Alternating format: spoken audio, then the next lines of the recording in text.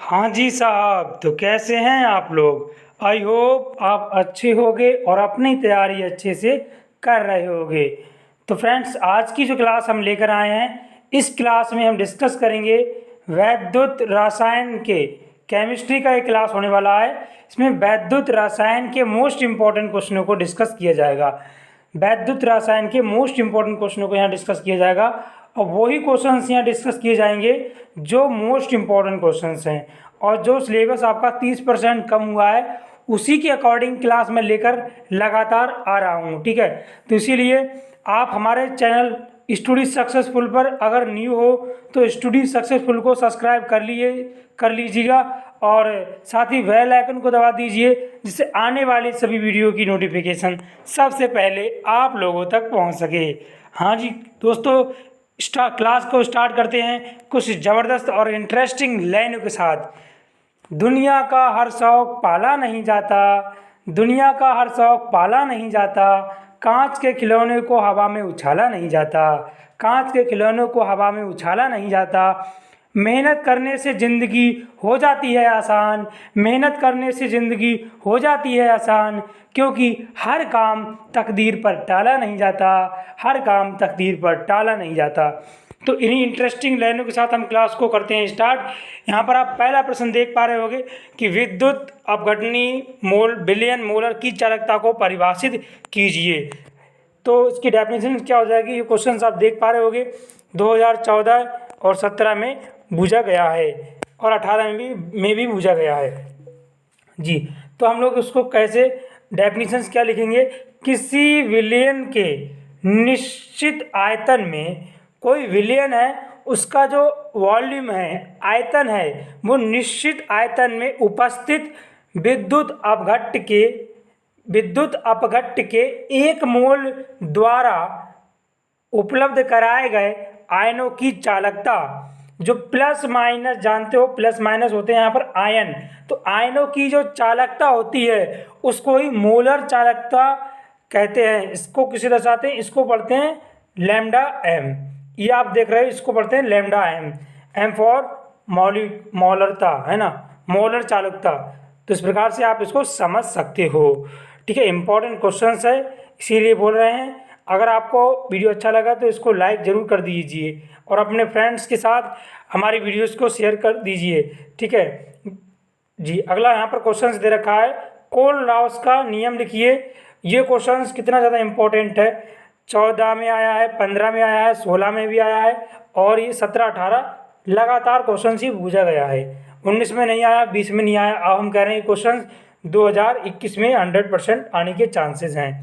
तो कोलराउस एक साइंटिस्ट थे जिन्होंने अपना नियम इस प्रकार से दिया था। कोलराउस के नियमानुसार अनंत तन्यता पर किसी विद्युत अपघट्ट के मोलर की चालकता, अनंत तन्यता पर किसी विद्युत अपघट्ट के विलयन की मोलर चालकता उसके धनायनों, जो मोलर चालकता होती है वो उसके धनायनों और ऋणायनों की मोलर चालकताओं के योग के बराबर होती है ना। यदि प्रत्येक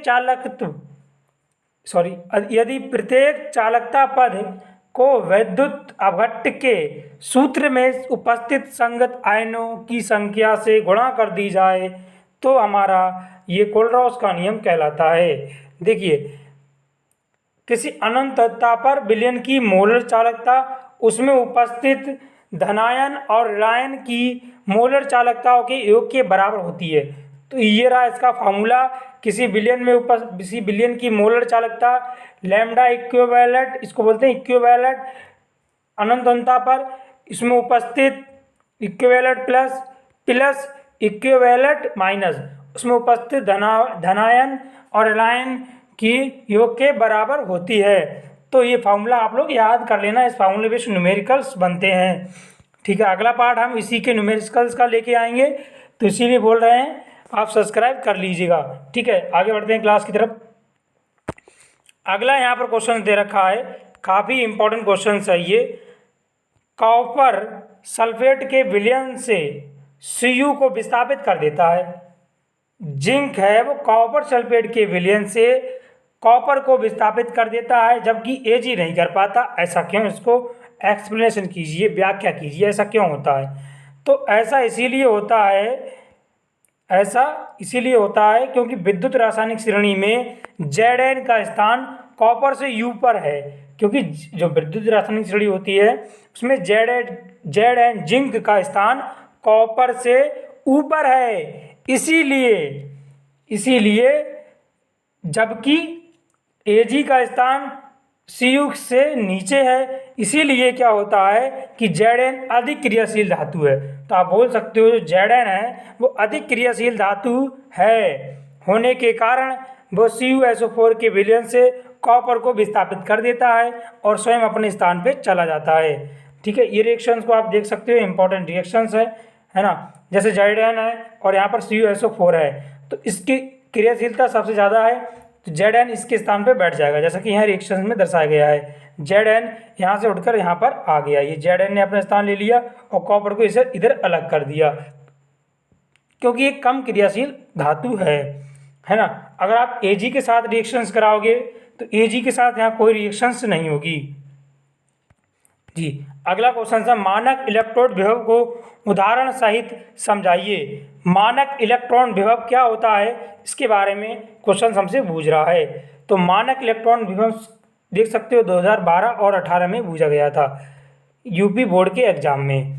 जब किसी धातु की छड़ को 25 डिग्री सेल्सियस पर, कोई धातु है उसकी छड़ को 25 डिग्री सेल्सियस पर 1 मोलर धातु आयन सांद्रता वाले विलयन में डुबोते हैं, तो क्या होता है, धातु और विलयन के बीच जो विभवांतर उत्पन्न होता है, एक हमारा धातु हो गया और एक हमारा दूसरा विलयन हो गया, धातु और विलयन के बीच जो विभवांतर होता है V, है ना, इनके बीच क्या विभवांतर V, उसको ही हम धातु का मानक इलेक्ट्रॉन विभव कहते हैं। मानक इलेक्ट्रॉन विभव इसको E0 से दर्शाते हैं। इस पे न्यूमेरिकल्स बनेंगे, आगे बताएंगे क्लास में, ठीक है, बने रहिए।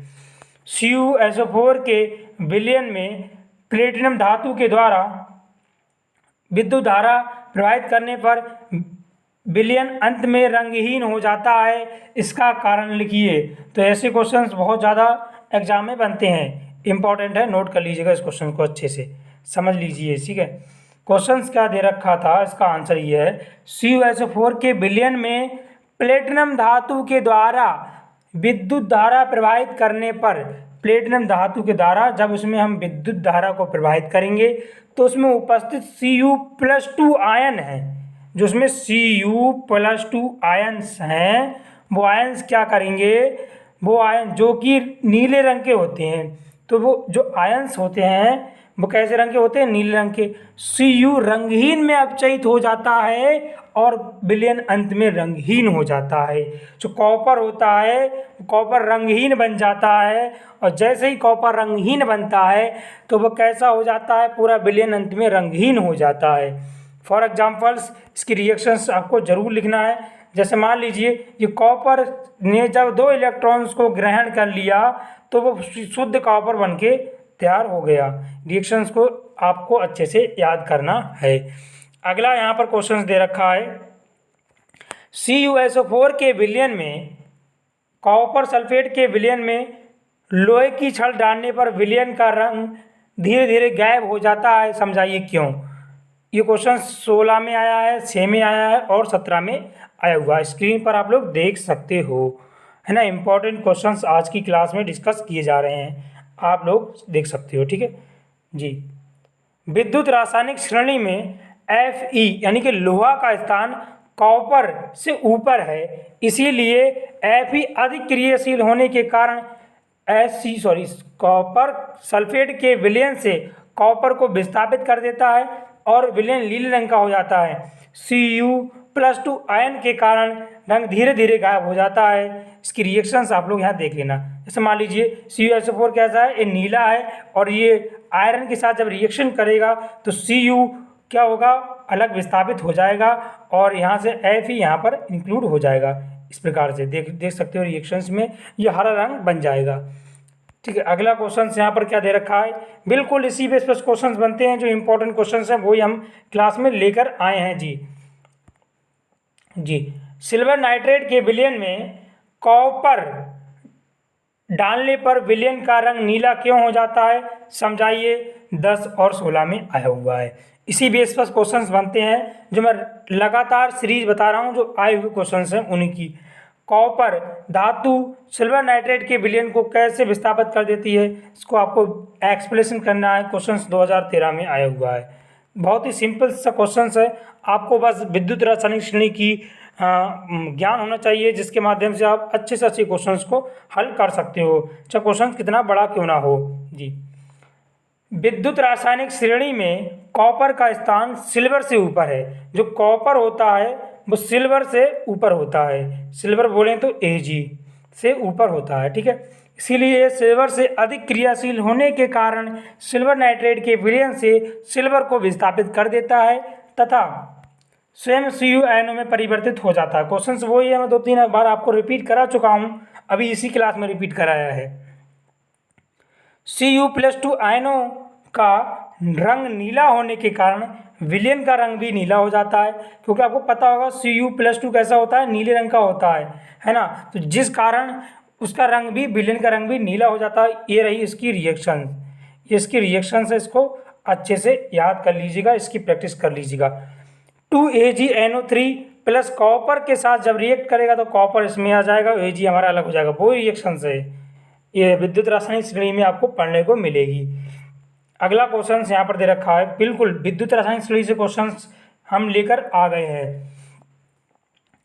जिंक धातु कॉपर सल्फेट के विलयन से कॉपर को विस्थापित कर सकती है, जबकि सोना ऐसा नहीं करता है, कारण सहित समझाइए। क्वेश्चन 12, 17 और 18 में ये पूछा गया था, स्क्रीन पर आप लोग देख पा रहे होंगे। विद्युत रासायनिक श्रेणी में जिंक का स्थान कॉपर से ऊपर है, वो ही हम नियम बता रहे हैं। बार बार ऐसे क्वेश्चन रिपीट होते हैं, सो मैंने सभी इंपॉर्टेंट क्वेश्चनों को यहाँ पर इंक्लूड किया है। आपको एंड तक वीडियो जरूर देखना है, अगर आपको नॉलेज में अच्छा ज्ञान प्राप्त करना है तो। जी, यहाँ पर हम कहाँ थे जी, हम लोग थे कि अधिक क्रियाशील होने के कारण CuSO4 के विलयन से कॉपर को विस्थापित कर देती है, जबकि सोना होता है वो रासायनिक श्रेणी में कॉपर से नीचे होता है, अतः आप कह सकते हो कि वह कम क्रियाशील होने के कारण CuSO4 के विलयन से कॉपर को विस्थापित नहीं कर सकता। तो मैं बता दूं, रासायनिक श्रेणी जो होती है, विद्युत रासायनिक श्रेणी जो होती है, उसमें काफ़ी तत्व को इंक्लूड किया गया है। उनसे सारे इंपॉर्टेंट क्वेश्चंस आज की क्लास में हम डिस्कस करते हैं। जी, अगला क्वेश्चन बिल्कुल इसी बेस पर आधारित नहीं होगा, अब आगे टाइप को चेंज कर देते हैं। जी, रेडॉक्स विभव क्या है, रेडॉक्स विभव क्या होता है, इसके बारे में सीखते हैं। रेडॉक्स विभव 2013 और 14 में क्वेश्चन 2 साल लगातार रिपीट हुआ है। जब किसी सेल में ऑक्सीकरण एवं एब्सेन दोनों अभिक्रिया होती हैं तथा धातु और विलयन में उपस्थित आयनों के बीच स्थापित होने वाले विभवांतर को रेडॉक्स विभव कहते हैं। मतलब कहने का मतलब ये, रेडॉक्स अभिक्रियाओं को रेडॉक्स विभव कहते हैं। जी, आयनों के बीच जो विभव उत्पन्न होगा उसको कहते हैं रेडॉक्स विभव। अगला है यहाँ पर, किसी सेल के विद्युत वाहक बल से आप क्या समझते हो। क्वेश्चन इंपॉर्टेंट है, सेल का विद्युत वाहक बल क्या है, क्वेश्चन 2017 में आया हुआ, स्क्रीन पर आप लोग देख सकते हो। तो किसी सेल के इलेक्ट्रोडों के इलेक्ट्रोड विभव में वह अंतर, मतलब इलेक्ट्रोड विभव में वह अंतर जो जब सेल परिपथ में कोई विद्युत धारा नहीं बहती है तो सेल का विद्युत वाहक बल कहलाता है। कहने का तात्पर्य ये स्टूडेंट कि किसी सेल के इलेक्ट्रोडों के इलेक्ट्रोड विभव में ऐसा अंतर जब सेल के परिपथ में कोई धारा नहीं बहे, कह सकते हो I वहाँ पर आप 0 लगा दोगे तो उस कंडीशन को हम सेल का विद्युत वाहक बल कहते हैं। ठीक है, आगे बढ़ते हैं। अगला क्वेश्चन भी काफ़ी इंपॉर्टेंट दे रखा है कि विद्युत लेपन विधि को समझाइए और इसको क्या हम लोग यूज करते हैं। तो विद्युत लेपन विधि क्या है, यहाँ पर हम अच्छे से समझने वाले हैं। जी, तो क्वेश्चंस दे रखा था 2014 में और 2018 में, कितना ज़्यादा इंपॉर्टेंट क्वेश्चन दिया हुआ था। 14 और 18 स्क्रीन पर देख पा रहे होंगे आप लोग। विद्युत अपघटन के द्वारा अधिक क्रियाशील धातु के ऊपर कम क्रियाशील धातु की परत चढ़ाई जाती है। है ना। मतलब जब कोई धातु अधिक क्रियाशील, जैसे मान लो Zn है और Cu है, Zn अधिक क्रियाशील है और कॉपर कम क्रियाशील है, तो अधिक क्रियाशील धातु के ऊपर कम क्रियाशील वाली धातु की परत चढ़ाई जाती है, तो इसे हम विद्युत लेपन कहते हैं। विद्युत लेपन द्वारा धातु के संचारण को रोका जा सकता है। हम आपको बता दें, जो संचारण बहुत बड़ी विधि है, पहले ये क्लास 12th में था, लेकिन अब आपका 30% सिलेबस कम कर दिया गया है, तो इसीलिए अब ये 30% के सिलेबस में आपको हटा दिया गया है। ठीक है, आपको संचारण नहीं पढ़ना है, तो मैं इसके बारे में नहीं बताऊंगा। आप सिर्फ विद्युत लेपन की डेफिनेशन अच्छे से याद कर लीजिएगा। ठीक है, उदाहरण जैसे एग्जाम्पल की अगर हम बात करें, तो जैसे मान लीजिए लोहे की चादरों को जंग लगने से बचाने के लिए इन पर जिंक या टिन धातु का लेपन किया जाता है। ठीक है, अगला क्वेश्चन यहाँ दे रखा है, एक रिएक्शंस दे रखी है, हमसे पूछा है रिएक्शन संभव है या नहीं है। तो रिएक्शंस देख लेना, FeH2SO4, FeSO4 और H2, क्या यह रिएक्शन संभव है। 2011 में ये क्वेश्चन बना हुआ था। तो देखेंगे ये रिएक्शन संभव है। क्यों संभव है, क्योंकि विद्युत रासायनिक श्रेणी में Fe का स्थान हाइड्रोजन से ऊपर है, इसीलिए ये अम्लों से क्रिया करके हाइड्रोजन गैस मुक्त कर देती है। जैसे मान लीजिए Fe यहाँ इंक्लूड हो जाएगा, H2 यहाँ से निकल जाएगी। सिंपल सा रिएक्शन था जो हमने आपको बता दिया। ठीक है, अगला यहाँ पर क्वेश्चन दे रखा है कि निम्न में से कौन सी अभिक्रिया संभव है। कौन सी अभिक्रिया संभव है। पहला यहाँ दे रखा है SNO plus H2 arrow SN plus H2O, ये पहली रिएक्शंस हो गई। दूसरी CuO plus H2 arrow Cu plus H2O, ये हमारी दूसरी रिएक्शंस हो गई, है ना। तो दोनों रिएक्शंस को हमसे पूछा है कि इनमें से कौन सी रिएक्शन संभव होगी और क्यों, ऐसा क्यों होगा। 2007 में ये बोर्ड एग्जाम में पूछा गया था जी। इनमें से केवल दूसरी रिएक्शन संभव होगी, पहला रिएक्शन संभव यहाँ पर नहीं होगा। क्यों नहीं होगा, क्योंकि ये रिएक्शंस बन ही नहीं रही है। रिएक्शंस ये बन ही नहीं रही है, कह सकते हो यहाँ पर नो रिएक्शंस वाला आप कर सकते हो, क्योंकि ये रिएक्शंस जब करोगे तो रिएक्शंस होगी ही नहीं, तो ये नो रिएक्शंस आप यहाँ पर लिख सकते हो। पहला वाला यहाँ पर नहीं होगा। अब हम दूसरे की बात करें तो CuO प्लस H2O, तो Cu कॉपर हमारा अलग हो गया और H2 हमारा अलग हो गया। अब इसके क्यों है, इसको हम अच्छे से एक्सप्लेन करते हैं। इसमें केवल दूसरी अभिक्रिया संभव है, क्योंकि Cu विद्युत रासायनिक श्रेणी में H से नीचे है, जबकि Sn मतलब टिन हाइड्रोजन से ऊपर है। ठीक है, इस प्रकार से आप इसे याद कर सकते हो। अगला यहाँ पर क्वेश्चन दे रखा है, तुल्यांकी चालकता और विशिष्ट चालकता में क्या संबंध है, इसको एक्सप्लेन कीजिएगा। तो तुल्यांकी चालकता इक्वल टू होता है lambda equivalent equal to kappa. यहाँ पर आप देख रहे हो कि की तरह बना हुआ है, इसको पढ़ते हैं कापा। कापा गुणे 1000/n, जहाँ पर n है नॉर्मलता। n क्या है, नॉर्मलता, लिख लीजिएगा। n हमारा यहाँ पर नॉर्मलता है, लिख लो n बराबर नॉर्मलता। और जो k बना हुआ है इसको पढ़ते हैं कापा। ये है लैम्डा इक्विवेलेंट, इक्यू का मतलब होता है इक्विवेलेंट। अगला क्वेश्चन यहाँ पर दे रखा है, मोलर चालकता तथा तुल्यांकी चालकता में क्या संबंध है। क्वेश्चंस देख सकते हो कितना ज़्यादा इंपॉर्टेंट क्वेश्चंस है। क्वेश्चंस 2017 में पूछा गया था। तो मोलर चालकता इक्वल टू, मोलर चालकता को लैम्डा m बोलते हैं। तो लैम्डा m इक्वल टू अणु भार बटे तुल्यांकी भार गुणा तुल्यांकी, है ना। ये इसका फार्मूला याद कर लीजिएगा, इस बेस पे न्यूमेरिकल कराऊंगा अगले पार्ट में, तो इसीलिए बोल रहा हूँ। अगर चैनल पर नए हो तो सब्सक्राइब करके बेल आइकन दबा दो, जिससे सभी वीडियो की नोटिफिकेशन आप लोगों तक मिलती रहे जी। तो मोलर चालकता लैम्डा m इक्वल टू अणु भार बटे तुल्यांकी भार गुणा तुल्यांकी लैम्डा इक्विवेलेंट। ठीक है, ये फार्मूला इंपॉर्टेंट है। अगला क्वेश्चन यहाँ पर दे रखा है, लवण विलयनों में धातुओं का विस्थापन की व्याख्या कीजिए और विद्युत रासायनिक श्रेणी के आधार पर इस व्याख्या को आपको करना है। तो देखिए क्वेश्चंस काफ़ी इंपॉर्टेंट है, 2018 में अभी रिसेंटली पूछा गया है, ज़्यादा समय नहीं हुआ उस क्वेश्चन को पूछे हुए आपके बोर्ड एग्जाम में। तो जो धातु विद्युत रासायनिक श्रेणी में ऊपर स्थित होती हैं वह अपने नीचे वाली धातुओं को उनके लवण से विस्थापित कर देती हैं। मतलब जो सबसे ऊपर धातु होती हैं वो नीचे वाली धातु को अपने उनके लेवल विलयन से विस्थापित कर देती है। जैसे विद्युत रासायनिक श्रेणी में Zn का स्थान कॉपर से ऊपर है तो ये कॉपर के लेवल को विलयन में विस्थापित कर देगी। एग्जाम्पल यहाँ पर आप लोग समझ लीजिएगा, ये रिएक्शन मैं बता रहा हूँ इम्पोर्टेंट, इसको आप रट लीजिएगा। अगर जिस बच्चों को याद रिएक्शंस करना नहीं आता वो रिएक्शंस को रट लिए। CuSO4 plus Zn is equal to ZnSO4 और Cu हमारा कॉपर यहाँ से अलग निकल जाता है। ठीक है, अगला क्वेश्चन है द्वितीय सेल क्या होते हैं, इन्हें संचायक सेल क्यों कहा जाता है, इसके बारे में वर्णन कीजिए। यहाँ पर सिंपल शॉर्ट क्वेश्चन यहाँ पर दे रखा है। तो द्वितीय सेल क्या होते हैं, ये क्वेश्चन इंपॉर्टेंट था सो मैंने आपको बताना समझा। वे सेल जिनमें वास्तविक अभिकारकों को डिस्ट धारा प्रवाहित करके पुनः प्राप्त किया जा सकता है। कहने का मतलब ऐसे सेल जिनको दोबारा आवेशित किया जा सकता है उन्हें द्वितीय सेल कहते हैं, अर्थात जिन्हें चार्ज किया जा सकता है। इन सेलों में ऊर्जा को संचय किया जाता है, इसलिए संचायक सेल कहते हैं।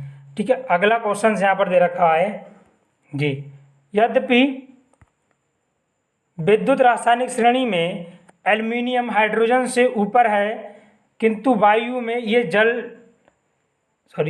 ये वायु और जल में स्थायी है। क्यों, ऐसा क्यों होता है, 10, 16 और 18 में पूछा गया था।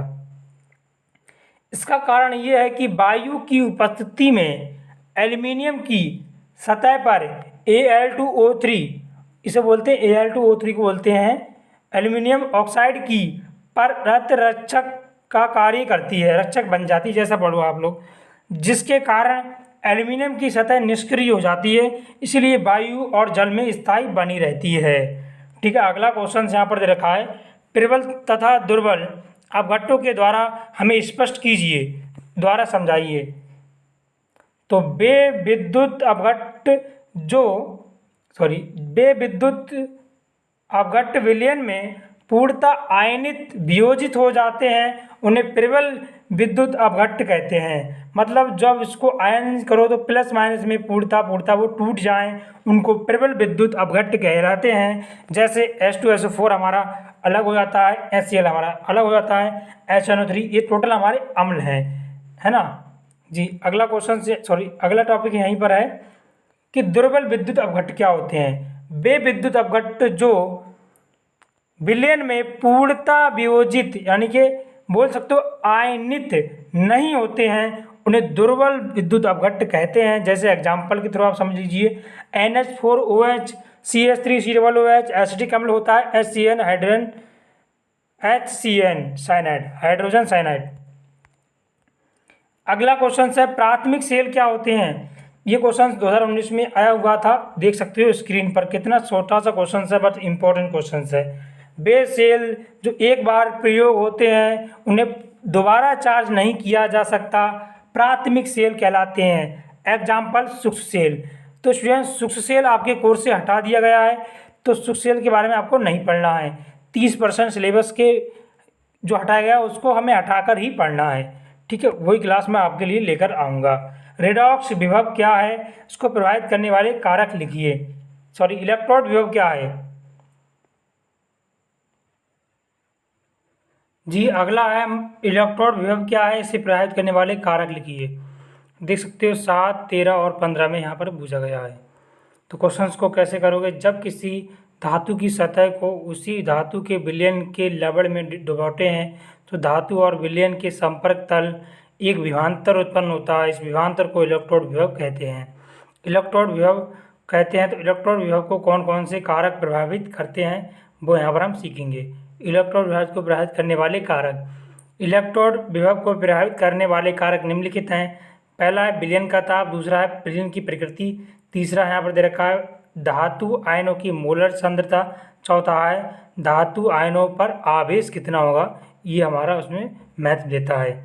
यहाँ पर अगला क्वेश्चन दे रखा है विद्युत रासायनिक श्रेणी क्या है, इसके 2 लक्षण बताइए। विद्युत रासायनिक श्रेणी से हर साल क्वेश्चन बनते हैं, सो आपको इसको बिल्कुल भी मिस नहीं करना है। 2010 और 12 में क्वेश्चन पूछा गया है, देख सकते हो जी। विभिन्न तत्वों को उनके मानक अपचयन विभव के क्रम में रखने पर जो श्रेणी प्राप्त होती है उसे विद्युत रासायनिक श्रेणी कहते हैं। विद्युत रासायनिक श्रेणी को हम सक्रियता श्रेणी भी के नाम से जानते हैं। तो विद्युत रासायनिक श्रेणी के लक्षण क्या हैं, हम लोग पहला लक्षण यहाँ पर पढ़ रहे हैं कि पहला लक्षण क्या है। देखिए, जिस धातु का मानक अपचयन विभव जितना कम ओब्लिक अधिक ऋणात्मक होगा, वह धातु उतनी अधिक सक्रियशील होती है। धातु की सक्रियता श्रेणी के ऊपर नीचे घटती है। धातु की सक्रियता होती है श्रेणी के ऊपर से नीचे की ओर घटती है ना जी। अगला यहाँ पर दे रखा है, जो धातु विद्युत रासायनिक श्रेणी में ऊपर होती है वह अपने नीचे वाली धातु को उनके लवणों के विलयन से विस्थापित कर देती हैं। ये क्वेश्चन मैं बता चुका हूँ, इसका एक एग्जाम्पल भी मैंने बताया है। विद्युत रासायनिक श्रेणी क्या है, इसके दो अनुप्रयोग लिखिए। विद्युत रासायनिक श्रेणी में अभी बता चुका हूँ, आपको पता ही होगा। इनके दो अनुप्रयोग क्या हैं, 9, 10, 12, 14, 16 3-4 साल लगातार रिपीट हुआ है, 1-2 वर्ष का अंतर देकर। तो विद्युत रासायनिक श्रेणी का हम उपयोग कहाँ करते हैं, यहाँ पर हम समझने वाले हैं।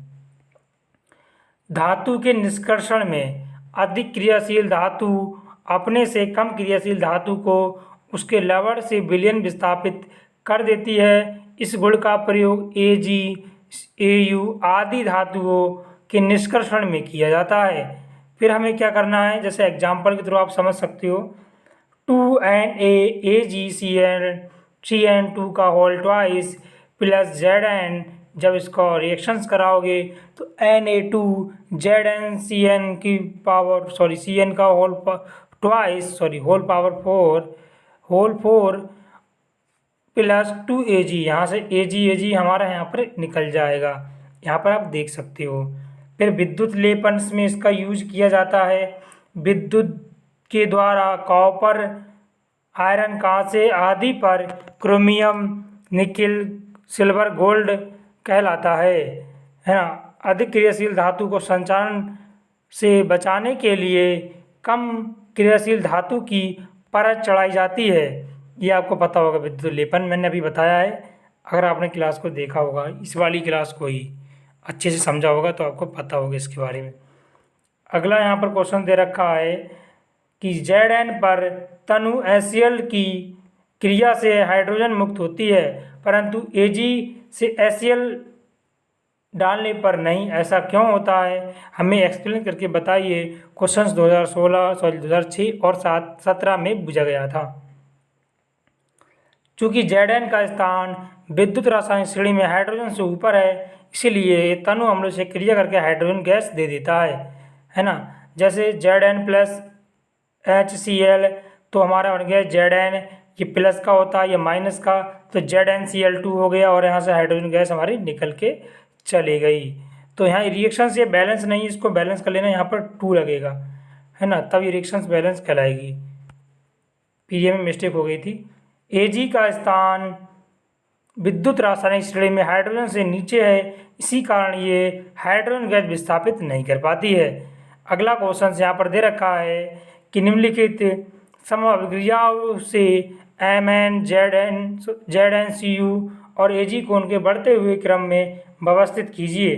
क्वेश्चंस काफ़ी इंपॉर्टेंट 14 और 19 में पूछा गया है। स्क्रीन पर आप इन क्वेश्चनों को देख पा रहे होंगे। इसमें हमारे पास दे रखा है इस प्रकार से, Cu plus 2Ag plus arrow Cu plus 2 Ag है ना, Mg plus Zn plus arrow Mg plus 2 Zn, Zn plus Cu plus 2 arrow Zn plus 2 Cu। यहाँ पर उत्तर इसका क्या हो जाएगा जी, उपरोक्त अभिक्रिया धातुओं के मानक अपचयन विभव का घटता हुआ क्रम निम्नलिखित होगा।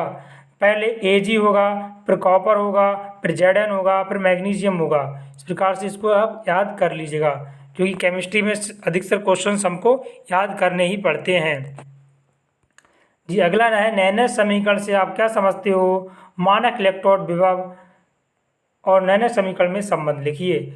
इलेक्ट्रोड विभव तथा विलयन की सांद्रता के बीच को प्रदर्शित करने वाली समीकरण को नैनस समीकरण कहते हैं। नैनो समीकरण के अनुसार किसी ताप T पर धातु इलेक्ट्रोड M/M+ के विभव E एवं मानक इलेक्ट्रोड विभव E0 में निम्नलिखित संबंध होता है। थ्रू एग्जाम्पल के मैं बताना चाहूँगा आप लोगों को जी। जैसे मान लीजिए ये आपके पास M का मतलब हो गया M+ एरो M++E, ये होती है नैनस गैस समीकरण का फार्मूला। इस फार्मूले को आप लोग याद कर लीजिएगा। इस बेस पर न्यूमेरिकल कराएंगे हम लोग आपको अगले पार्ट में।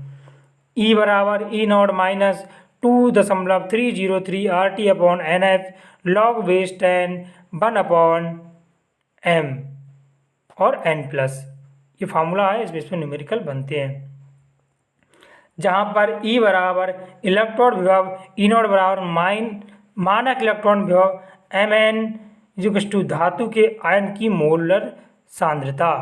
अगला क्वेश्चन यहाँ पर दे रखा है, क्या कारण है कि गलित कैल्शियम हाइड्रोक्साइड का विद्युत अपघटन कराने पर हाइड्रोजन गैस एनोड पर मुक्त होती है? इसका रीजन बताइए।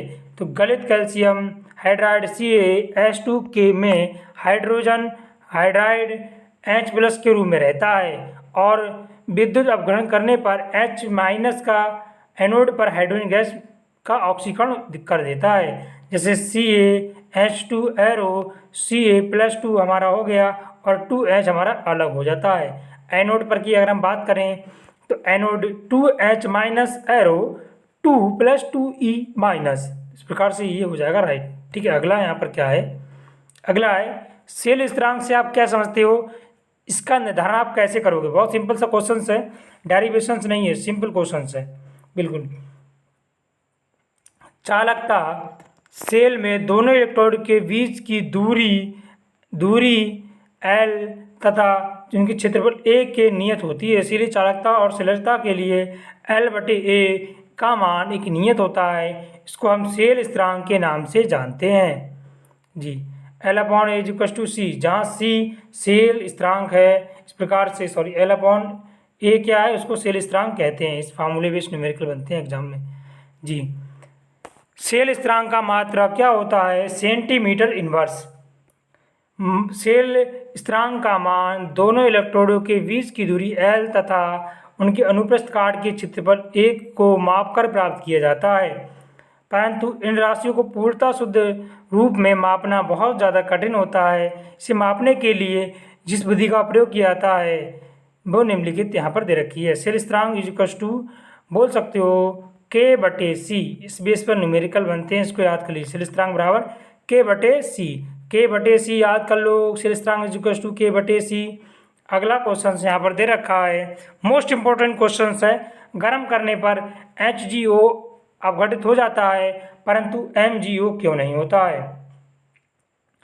ये धातुएं विद्युत रासायनिक श्रेणी में कॉपर से नीचे हैं, उनके ऑक्साइड कम स्थायी होते हैं और गर्म करने पर आसानी से अपघटित हो जाते हैं। जैसे 2HgO को गर्म करेंगे तो 2Hg अलग हो जाएगा, हमारा ऑक्सीजन अलग से निकल जाएगा। इस प्रकार से आप इसको समझ सकते हो। अगला क्वेश्चन यहाँ पर दे रखा है, विभवांतर और देख लीजिए यहाँ पर, उसी क्वेश्चन का पार्ट रह गया था। MnO को जब आप गर्म करोगे तो वहाँ पर कोई रिएक्शंस नहीं होगी। अगला यहाँ पर दे रखा है, विभवांतर तथा विद्युत वाहक बल में क्या संबंध है, इसको एक्सप्लेन कीजिए। तो विभवांतर और विद्युत वाहक बल में क्या संबंध है, देखिए भाई, ये दो इलेक्ट्रोडों के इलेक्ट्रोड विभव का अंतर होता है जब ये सेल कार्य करता है, और विद्युत वाहक बल क्या होता है, ये दो इलेक्ट्रोडों के मध्य विभवांतर होता है जब परिपथ में कोई धारा नहीं होती है जी। इसका मान वोल्टेज से सदैव कम होता है जो सेल द्वारा प्राप्त होता है, इसका मान वोल्टेज से अधिकतम होता है। आप लोग ऐसे याद कर लीजिएगा। ये सेल में धारा के स्थिर प्रवाह का उत्तरदायी नहीं होता है, ये सेल में धारा की स्थिर प्रवाह का उत्तरदायी होता है। सिंपल सा क्वेश्चन है, बस आपको थोड़ा दिमाग लगाना है। लवण सेतु क्या है, इसके कार्य बताइए। तो लवण सेतु क्या है, यहाँ देखते हैं। लवण सेतु एक ऐसा उपकरण है जिससे एक कांच U के आकार की नली होती है, जिसमें प्रबल वैद्युत अपघट्य जैसे KCl, KNO3, NH4, NO3 आदि का संतृप्त के साथ मिश्रित करके भरा जाता है, भरा रहता है, जैसा आप बोलो।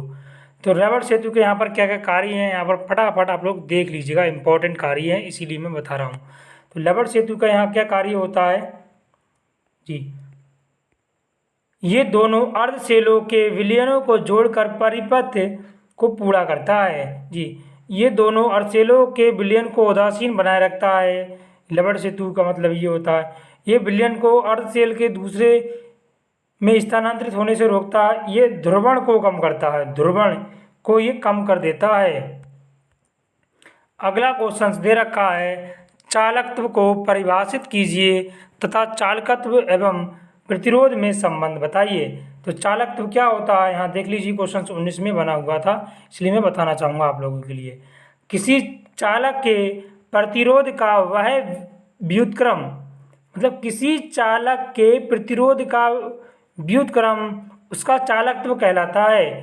उसके विशिष्ट प्रतिरोध का व्युत्क्रम विशिष्ट चालकता कहलाता है। ये फिजिक्स का टॉपिक दे दिया, आपको थोड़ा दिमाग लगाना है। R is to rho L upon A, physics में ये आपने पढ़ा होगा, नहीं पढ़ा है फिजिक्स वाली क्लास में ज़रूर बता दूंगा आप लोगों को, यहीं पर सीख लीजिएगा। तो 1/r इज टू 1 कापा ए बटे ए, इसको हमने उल्टा कर दिया है, इस प्रकार से आप इसे देख सकते हो। फिर हम क्या करेंगे, जहाँ 1/r इज टू चालकत्व जी और 1/रो इज टू चालकत्व के है, आप यहाँ से ऐसे समझ सकते हो। इस प्रकार से हो जाएगा G इज टू कापा गुणे ए बटे एल, क्या हो जाएगा, G बराबर, इस फार्मूले में न्यूमेरिकल आते हैं, ये मोस्ट इंपॉर्टेंट क्वेश्चन है, सॉरी मोस्ट इंपॉर्टेंट फार्मूला है, इस बेस पर न्यूमेरिकल ज़्यादा पूछे जाते हैं आपके बोर्ड एग्जाम में। G इज टू कापा गुणा ए बटे एल। ठीक है, अगला क्वेश्चन यहाँ दे रखा है, किसी विद्युत अपघटन की तुल्यांकी चालकता एवं मोलर चालकता को परिभाषित कीजिए, सांद्रता परिवर्तन की दर पर इसका क्या प्रभाव पड़ेगा। क्वेश्चन 2019 में आया हुआ है, आप लोग देख सकते हो स्क्रीन पर।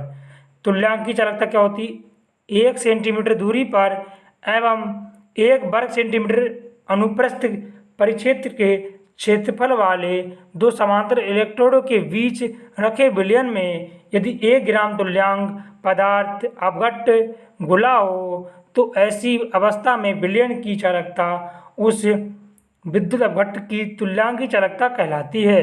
अगला यहाँ पर दे रखा मोलर चालकता, 1 सेंटीमीटर दूरी 1 सेंटीमीटर वर्ग अनुप्रस्थ काट के परिक्षेत्र क्षेत्रफल वाले दो समांतर इलेक्ट्रोडों के बीच में रखे हुए यदि 1 ग्राम मोल अपघट्ट घुला हो तो ऐसी अवस्था को चालकत्व का उस अपघट्ट की मोलर चालकता कहलाती है।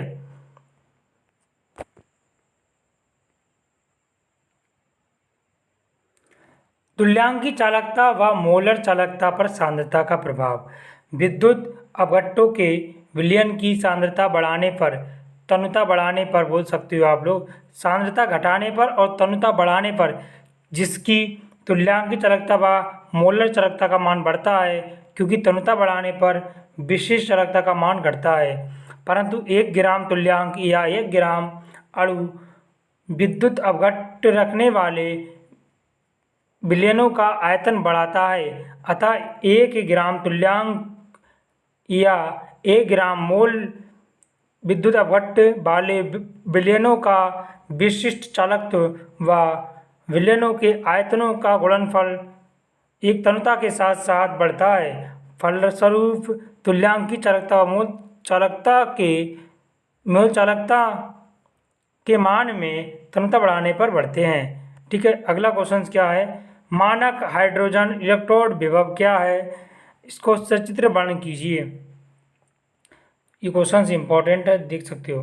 मानक हाइड्रोजन इलेक्ट्रोड यानी कि अर्धशेल 1 मोलर सांद्रता के HCl विलयन के पात्र में लेते हैं। अब प्लेटिनम को तार के दूसरे सिरे प्लेटिनम की धातु की छोटी सी एक प्लेट में उपयोग में लेकर तार को कांच की नली से सील करके पात्र के लिए HCl 1 मोलर विलयन में डुबाते हैं। कांच की नली में 1 वायुमंडलीय दाब पर आवश्यकतानुसार H2 गैस उत्सर्जित की जाती है। तो यहाँ पर आप लोग देखोगे ये रहा हमारा मानक हाइड्रोजन का चित्र। ठीक है, उपयोगिता क्या है इसकी? उपयोगिता ये है कि ये उपयोगिता जिस एकल अर्धशेल पर ये मापना होता है उसे मानक हाइड्रोजन इलेक्ट्रोड यानी कि अर्धशेल के साथ सुचालक तार द्वारा बाह्य परिपथ से जोड़ देते हैं। इससे अवचयित एवं ऑक्सीकृत होने वाला इलेक्ट्रोड का जो इलेक्ट्रोड विभव मापा जा सकता है। ठीक है, अब हम इसको एक्सप्लेन कराते हैं। अगला क्वेश्चन था मरकरी सेल। तो मरकरी सेल भी इम्पोर्टेंट है, आप लोग देख सकते हो कितना ज़्यादा इम्पोर्टेंट है जी।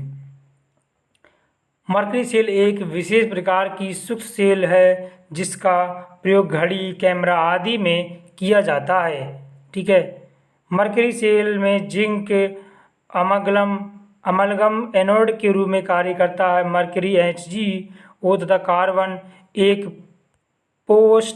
पेस्ट का कार्य करते हैं। पोटेशियम हाइड्रोक्साइड KOH तथा जिंक ZnO के एक पेस्ट को विद्युत अपघट्ट के रूप में प्रयोग में लाया जाता है। इस सेल में निम्न अभिक्रिया होती है। जैसे रिएक्शंस की अगर हम बात करें तो एनोड पर हो जाएगा Zn+2OH- ZnO+H2O, तो इलेक्ट्रॉन यहाँ से बाहर निकल जाएंगे। इसी प्रकार से एनोड की अगर हम बात करें तो HgO सल्फेट स्थिति में होती है, सॉलिड स्टेट में जल के साथ रिएक्शन करेगा तो Hg हमारा अलग हो जाएगा, लिक्विड फॉर्म में निकलेगा और यहाँ से हमारा 2OH- यहाँ से अलग हो जाएगा।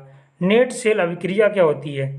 नेट सेल अभिक्रिया Zn+HgO बराबर ZnO+Hg लिक्विड फॉर्म में होता है। ठीक जी, इस सेल की अभिक्रिया में विलयन में उपस्थित कोई आयन निहित नहीं है जिसकी सांद्रता में परिवर्तन हो सकता है। इस कारण इस अभिक्रिया का सेल केवल प्रयोग की अवधि में ही नहीं अपितु संपूर्ण कार्यकाल में स्थिर रहता है। सेल का विभव लगभग 1.35 वोल्ट होता है। अगला क्वेश्चन यहाँ दे रखा है। अगले क्वेश्चन हम ऑब्जेक्टिव क्वेश्चन को लेकर आए हैं। ठीक है, अच्छे चालकत्व विलयन वाले पदार्थ कैसे होते हैं? वो होते हैं प्रबल विद्युत अपघट्ट। क्वेश्चंस ऑब्जेक्टिव हैं। किसी भी इलेक्ट्रोड का इलेक्ट्रोड विभव निर्भर करता है उपरोक्त सभी पर, धातु की प्रकृति पर, विलयन के ताप पर, विलयन की मोलरता पर, सभी पर निर्भर करता है। अगला है यहाँ पर मानक हाइड्रोजन इलेक्ट्रोड का इलेक्ट्रोड विभव शून्य होता है। क्यों? इसका इलेक्ट्रोड विभव शून्य मापा जाता है, इसीलिए उसका विभव शून्य हो जाता है। अगला, जो धातु सरलता से ऑक्सीकृत हो जाती है वो एल्यूमिनियम है। ये क्वेश्चन ऑब्जेक्टिव रहने वाले हैं, कभी कोई ऑब्जेक्टिव क्वेश्चंस भी ज्यों क्या त्यों आ जाते हैं। फिर आपका सेल अभिक्रिया के लिए सही प्रदर्शन क्या होगा? तो option number B is the right answer. सीधे संचायक सेल को आवेशित करने के लिए किसका उपयोग किया जाता है? लेड इलेक्ट्रोड पर PbSO4 जमता है। क्यों? लेड इलेक्ट्रोड पर PbSO4 जमता है। किसी इलेक्ट्रोड का इलेक्ट्रोड विभव निर्भर नहीं करता है। ये क्वेश्चन इंपॉर्टेंट है, देख सकते हो 19 में आया हुआ है, तो आप लोग यहाँ लगा दोगे दाब पर। वो दाब पर निर्भर नहीं करता है, प्रेशर पर निर्भर नहीं करता है। ठीक है, अगला यहाँ पर किसी भी इलेक्ट्रोड का इलेक्ट्रोड विभव निर्भर नहीं करता है, दाब पर नहीं करता है, लेकिन इसमें ऑप्शंस में कुछ दिया ही नहीं है, इन सब पर तो निर्भर करता है। तो इस प्रकार से यहाँ ऑप्शन नंबर डी ऑप्शन यहाँ राइट हो जाएगा। अगला क्वेश्चन है रेडॉक्स विभव किसे कहते हैं? ये मैं बता चुका हूँ, लेकिन फिर बताना चाहूँगा। जब किसी अभिक्रिया में ऑक्सीकरण और अपचयन दोनों होते हैं तो इस प्रकार से उनके मध्य जो विभव उत्पन्न होता है उसे रेडॉक्स विभव कहते हैं।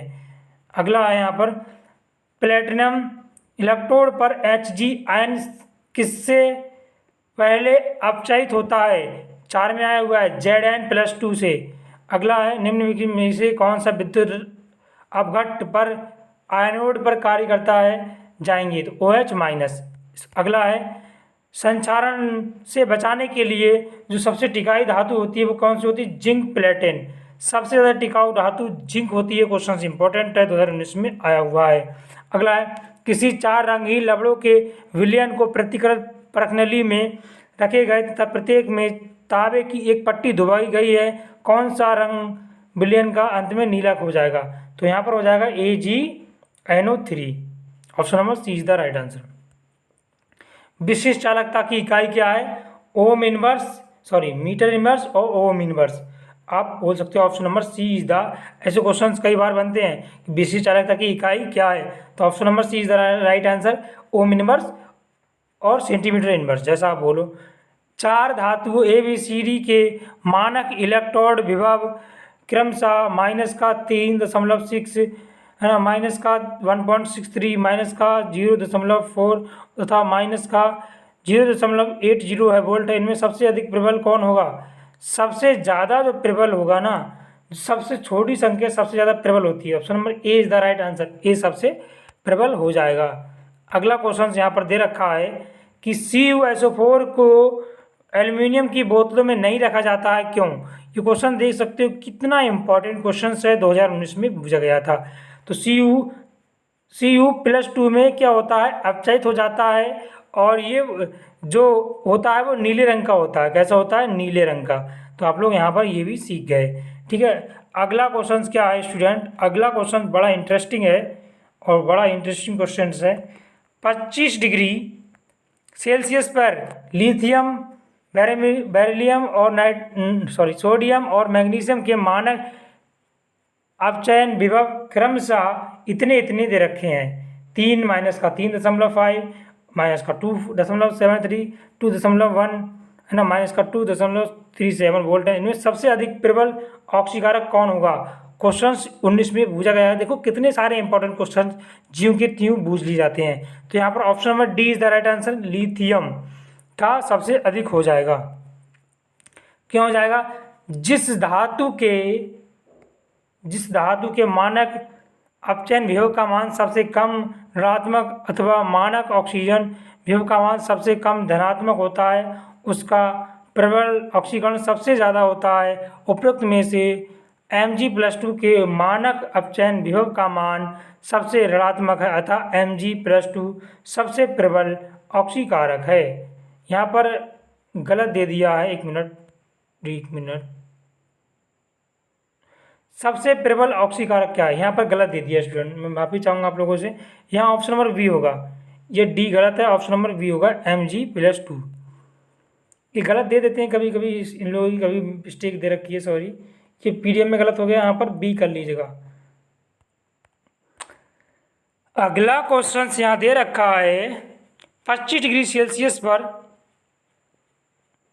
लिथियम प्लस, बेरिलियम+2, सोडियम प्लस तथा मैग्नीशियम+2 युग्मों के मानक ऑक्सीजन विभव क्रमशः 3.05, 2.75, 2.71 तथा +2.37 है। इनमें सबसे अधिक प्रबल ऑक्सीकारक क्या होगा? आप लोगों को बताना है। तो क्या होगा? 18 में आया है, 13 में आया है और 19 में ये क्वेश्चन पूछा गया है। तो क्या होगा? ये क्वेश्चन मैं कहूँगा सबसे ज़्यादा इम्पॉर्टेंट क्वेश्चन है ये, अब तक की सभी क्वेश्चनों में इम्पोर्टेंट। तो क्या हो जाएगा यहाँ पर? Option number A is the right answer, magnesium यहाँ पर राइट आंसर हो जाएगा। क्यों? इसको सॉल्व मैं करा देता हूँ। देखिए जी, जिस युग्म के मानक अपचयन का मान सबसे कम ऋणात्मक, ऑक्सीकरण का मान सबसे कम धनात्मक होता है, वह सबसे अधिक प्रबल ऑक्सीकरण होता है ना, ऑक्सीकारक होता है, जैसा आप बोलो। तो इस प्रकार से यहाँ option number A is the right answer. तो कैसा लगा वीडियो कमेंट सेक्शन में ज़रूर बताएं, और ऐसे ही इंटरेस्टिंग और एजुकेशन से रिलेटेड वीडियोस को देखने के लिए आप हमारे चैनल स्टडी सक्सेसफुल को सब्सक्राइब करें। स्टडी सक्सेसफुल को ज़्यादा से ज़्यादा आगे बढ़ाएं, जिससे आप लोगों की स्टडी अच्छे से हो सके, है ना। और वीडियो अगर पसंद लगा हो, आप लोगों को कुछ थोड़ी बहुत हेल्प हुई हो इस वीडियोस के माध्यम से, तो उसको लाइक कर दें और अपने दोस्तों के साथ शेयर कर दें, जिससे और हमें सब्सक्राइब कर दें, जिससे आने वाली सभी वीडियो की नोटिफिकेशन सबसे पहले आप लोगों तक पहुंचती रहे। Thanks for watching my video friend.